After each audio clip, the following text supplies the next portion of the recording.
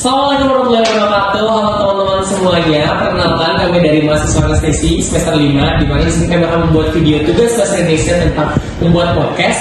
Dan kami dari kelompok 12 beranggota. Halo, yang pertama ada saya sebagai kameramen dan editor Ali Mofira dengan NIM 127.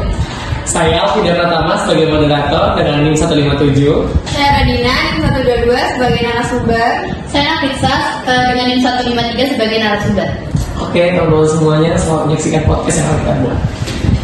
Halo sahabat sehat, selamat datang di podcast Sehat Itu Penting, di mana podcast ini membahas tentang isu-isu kesehatan secara santai dan mudah untuk dipahami.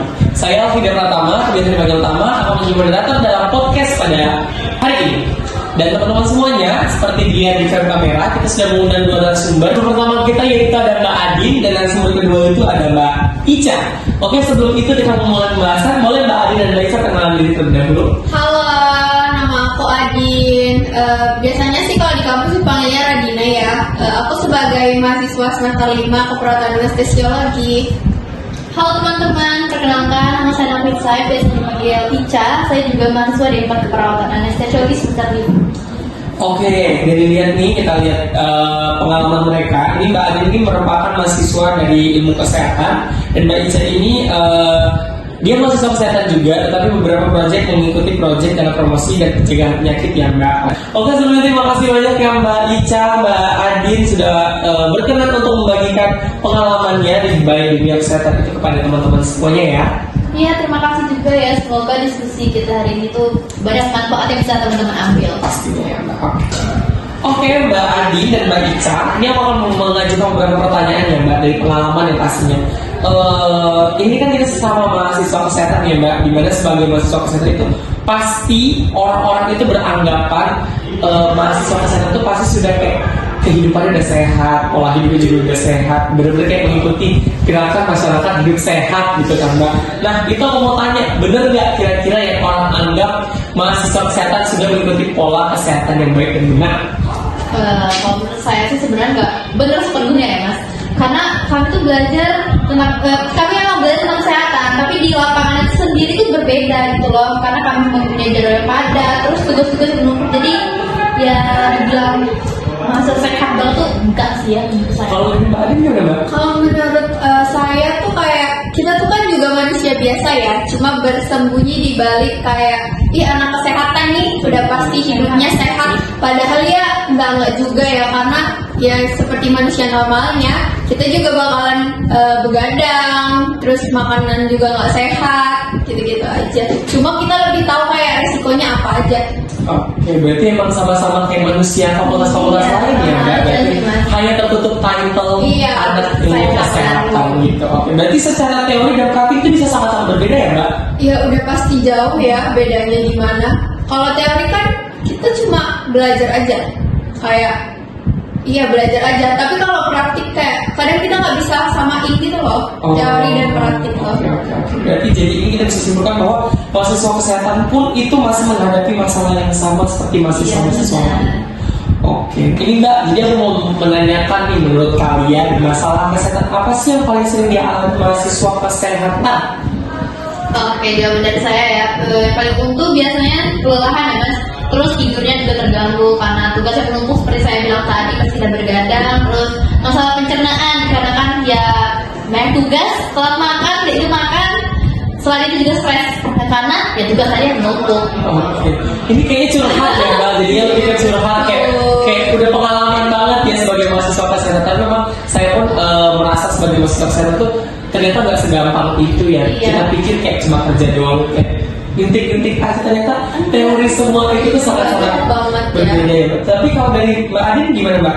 Ya, pendapatnya? kalau menurut saya juga karena gangguan tidur tadi, terus banyak tugas yang menumpuk, itu kan bisa bikin stres ya.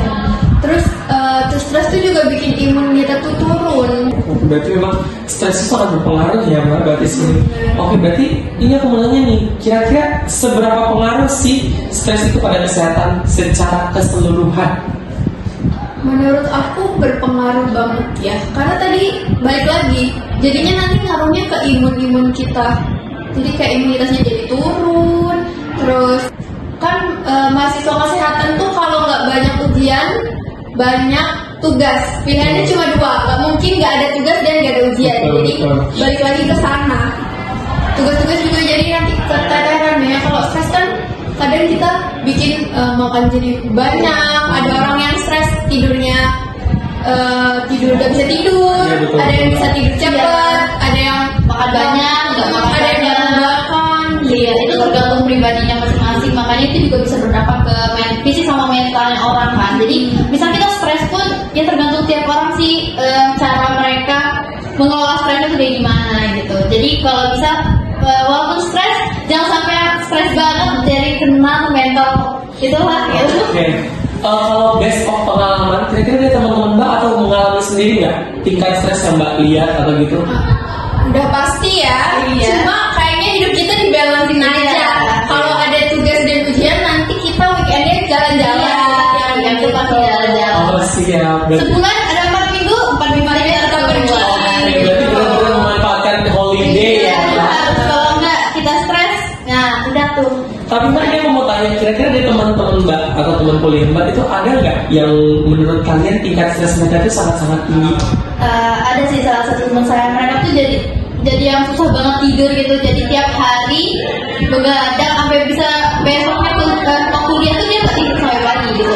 Jadi Faktornya karena apa? Karena memikirkan kayaknya kita nggak tahu ya mereka punya faktor lain selain kuliah apa enggak, karena emang nggak cerita aja, tapi kayaknya salah satu faktornya emang kuliah dan tugas-tugas yang numpuk banget gitu. ya apalagi tugas kesehatan benar-benar sangat-sangat Iya betul. tidak perlu ditanyakan lagi ya, kita sama-sama mengetahui, apalagi pasti orang-orang yang menonton podcast ini pasti rata-rata anak kesehatan ya, jadi kayak sudah mengetahui lah seenggaknya bagaimana kehidupan mahasiswa kesehatan ya gitu. Oke, berarti di sini Mbak ini sangat setuju ya, dimana stres itu benar-benar sangat mengalami penurunan imunitas pada masing-masing individu ya. Kira-kira nih, aku mau tanya juga nih, dengan kondisi yang seperti tadi yang Mbak ceritakan, itu tuh ada dampak nggak dari performa akademiknya? Kayaknya ada sih ya pasti ya. Ya, tapi itu juga tergantung setiap orangnya sih mas. Kayak tadi kan, kayak gimana dia mengontrol stresnya tadi kayak gitu. Kalau dari kita sendiri, karena kita hidupnya balance ya antara tugas dan kehidupan aslinya kayak gimana. Kalau saya sendiri sih juga terlalu berdampak, nggak banget sih. Tapi ya tergantung tiap orangnya sih. Karena stresnya tuh beda. Ada yang dia stres karena dia harus akademiknya bagus. Iya. Tapi ada yang stres karena dia nggak terbiasa dengan tuntutan akademik itu sendiri. Kan kadang masuk kesehatan tuh bukan dari diri kita sendiri Iya. itu. Ada faktor lain. Berarti memang banyak beberapa mahasiswa tuh yang faktornya adalah perintah orang Iya, tua benar. gitu. Jadi tanggungannya bukan dari diri sendiri, jadi itu menjadi faktor yang benar-benar membuat psikologi mereka masing-masing dan mereka merasa kayak mental mereka belum siap untuk dunia kesehatan. Nah, dari Mbak ini kan semester 5 ya, berdua ya. Nah, dari semester 5 ini berarti sampai sekarang teman-teman Mbak atau Mbak sendiri itu masih ada nggak yang merasa bahwa this not my passion? Kalau menurut aku ya sejauh ini kayaknya emang belum aja kali ya. Tapi kadang orang pikirnya tuh kayak semester 5 tuh udah kecebur. Jadi kayak mau naik ke pinggir tuh kayak orang-orang tuh kayak janganlah tahan-tahan dulu aja lah gitu. Jadi kayak kalau aku sendiri ya untuk semester 5 nih masih mencari jati diri lah. Sebenarnya aku cocok lah ya di sini. Berarti dengan posisi yang sudah mengalami setengah perjalanan ini masih mencari jati diri Mbak?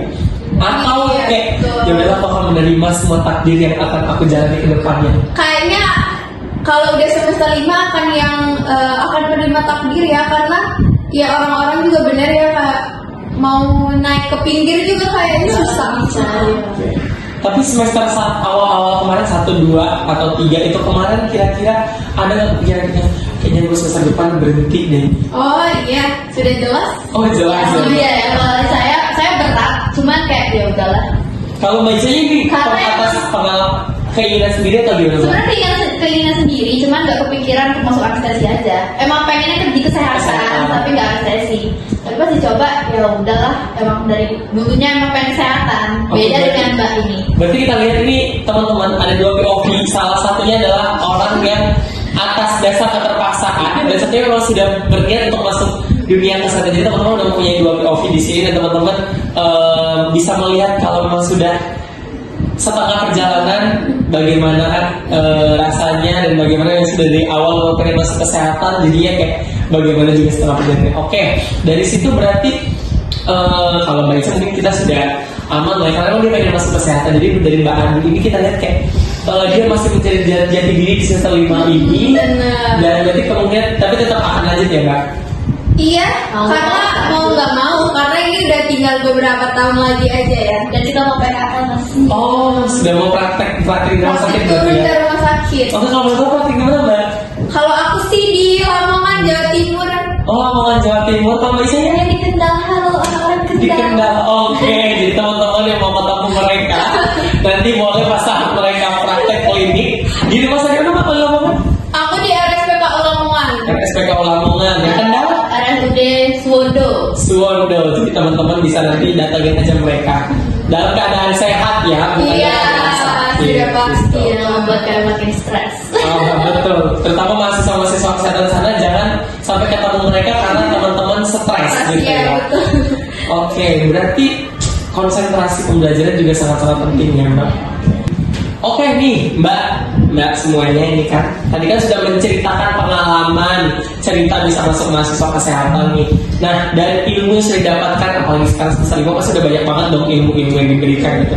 Nah kita mau tahu nih kira-kira ilmu apa nih yang udah kalian terapin sebagai mahasiswa kesehatan di kehidupan Mbak semua. Kalau dari saya sih lebih ke menjaga pola makan ya, lebih teratur aja karena kita juga kayak kita kan anestesi tapi kita juga belajar anestesi aja, kita juga belajar yang gizi di dalamnya. Oh, iya, jadi iya. ya jadi itu juga bisa diterapin juga tuh di kehidupan sehari-hari, menjaga pola makan walaupun kadang kita nggak sempet sarapan ya. Benar. Nah, kita jatuhnya jadinya diet IF ya. Oh iya, apa tuh Mbak? Intermittent fasting Oke, ya, kita siap. kayak kita makannya di siang-siang aja gitu, berkedok itu aja. Terus kalau misalnya udah jaga pola makan mungkin bisa rutin olahraga ya, walaupun sebenarnya kita cukup tergolong jarang olahraga, tapi pernah kok teman-teman untuk olahraga itu sendiri. Tapi nggak FOMO kan Mbak? Takutnya FOMO pelari culture nih. Tapi menurut saya FOMO kayak pelari culture atau iya kayak mendaki gunung tuh menurut aku itu FOMO yang positif ya. Walaupun kayak ya pasti FOMO gitu. Tapi menurut aku kayak ya udah sih orang kan hobi kita sendiri ya, FOMO-nya juga bikin sehat. Jadi itu bermanfaat secara Iya. diri sendiri ya, Mbak. Jadi omongan orang lain dibuat aja, Iya. pas kan ya Mbak? Ya, Oke, betul. oke. Jadi benar-benar kayak terkadang FOMO itu pun yang di Gen Z gitu kan, benar-benar kayak ternyata berdampak positif juga ya pada FOMO itu. Oke Mbak, dan sekarang kan masih menjadi mahasiswa Unisa Jogja nih ya, itu kan semester 5. Nah, kan pasti di Unisa tidak cuma anak kesehatan doang, karena anak ilmu kesehatan kalau nggak salah masih ada FST, FESUM gitu kan. Jadi itu kan base kesehatannya bukan seperti Mbak semua. Nah, aku pengen tahu nih kira-kira peran Mbak sebagai mahasiswa kesehatan atau peran teman Mbak mahasiswa kesehatan itu kepada di lingkungan kampusnya itu bagaimana? Kalau dari kita sendiri kan kita bisa memberikan edukasi gitu loh ke teman-teman atau promosi kesehatan. Jadi kayak di anestesi sendiri di semester 5 itu ada matkul promosi kesehatan. Nah kayak kemarin kita ada turun lapangan dari beberapa kelompok, itu bisa ke masyarakat atau ke mahasiswanya sendiri atau ke anak-anak SD, SMP, SMA. Nah di situ kita bisa memberikan nih promosi kesehatan tuh kayak gimana sih, entah itu dari pencegahan penyakit menular, cara cuci tangan yang benar, atau kayak kita anestesi. Jadi ada diet gitu lah, diet pre anestesi dan post anestesi itu sih. Jadi kita bisa berbagi cara kita memberi edukasinya dengan promosi kesehatan itu sendiri. Oke, berarti dari promosi itu dari mulut ke mulut tuh kadang-kadang Iya. juga ini ya Mbak. Oke. Ini tuh kan ke masyarakat ya, kalau ke teman-teman di kampus gitu, atau kita teman-teman kosan deh, kan itu kosan kita juga pasti anak-anak di situ kan. Jadi di situ juga bisa kayak jadi bukan contoh ya, tapi kayak bisa saling tanya jawab gitu loh. Kayak kan kadang kita tuh anestesi kan belajarnya kayak bius-bius. Nah kadang kan kayak bisa aja teman-teman kosan tuh bisa kayak yang mau operasi gitu. Jadi kayak bisa lah tukar pendapat di situ. Berarti kalau boleh tahu Mbak, ini ada nggak kolaborasi antar teman-teman prodi kesehatan lain nih buat ke kampus, di lingkungan kampus? Ada ya, tapi juga kita juga ada pembelajaran sendiri kok. Kalau semisal kayak kolaborasi gitu, biasanya ada mata kuliahnya. Iya. Kita juga pernah mata kuliah berapa ya? 3, Iya. 4 itu. Berarti secara untuk kampus sendiri masuk selanjutnya udah sangat-sangat berdampak Iya, ya, berarti iya. secara langsung dan bahkan sudah terjun langsung ke masyarakat Iya, ya ternyata, benar. padahal masih status mahasiswa ya Mbak. Oke, sangat-sangat luar biasa berarti teman-teman semuanya dari pengalaman-pengalaman mereka ini sebagai mahasiswa kesehatan semester 5, dan mereka sempat, Mbak Ica ini sudah sempat turun Turun ke lapangan. project langsung dan lain juga ya Mbak, Iya. sudah turun langsung ke lapangan memberikan edukasi kepada masyarakat sangat-sangat luar biasa. Nah, ini aku juga mau tahu nih dari kalian, harapannya sih apa nih, harapan terhadap mahasiswa kesehatan ke depannya tuh mau bagaimana? Kalau saya sendiri ya, karena kan kita banyak belajar teori, jadi saya berharap teori yang sudah dipelajari itu bisa kita terapin juga dalam kehidupan kita sehari-hari gitu loh. Jadi ya nggak percuma atau nggak sia-sia dari teori itu. Walaupun sedikit sulit menerapkan itu, cuman ya kita berusaha untuk menerapkan teori-teori yang baik untuk kita diterapkan dalam kehidupan kita. Kalau dari Mbak Adin gimana? Mbak? Kalau menurut saya, karena kita mahasiswa kesehatan ya, jadi menurut saya kesehatan tuh gak cuma fisik, tapi mental juga. Jadi kita juga lebih aware sama kayak mental health, kesehatan mental gitu. Jadi kayak sakit tuh gak cuma di fisik, tapi di mental tuh juga bisa. Malah bisa kok lebih parah. Di mental. Padahal fisik dia tuh sehat-sehat aja, tapi mentalnya kita nggak ada yang tahu. Wow, sangat-sangat luar biasa ya yang sudah diberikan pengalaman, best of pengalaman mahasiswa kesehatan semester 5 dari teman-teman dari narasumber kita, ada Mbak Ica dan Mbak Adin. Oke, terima kasih Mbak Ica, Mbak Adin atas diskusi yang sudah sangat-sangat menarik pada hari ini, dimana dari obrolan ini kita bisa belajar nih bahwa mahasiswa kesehatan itu memiliki tanggung jawab besar sebenarnya karena memegang title mahasiswa ilmu kesehatan gitu ya Mbak. Jadi dari ini sangat membawa pengaruh yang sangat besar dan dimulai dari titik sendiri hingga menjadi di lingkungan sekitar ya Mbak. Oke teman-teman semuanya, semoga di podcast ini bisa menjadi pengingat bahwa kesehatan itu adalah fondasi utama dalam proses belajar dan berkontribusi bagi masyarakat di lingkungan sekitar kita.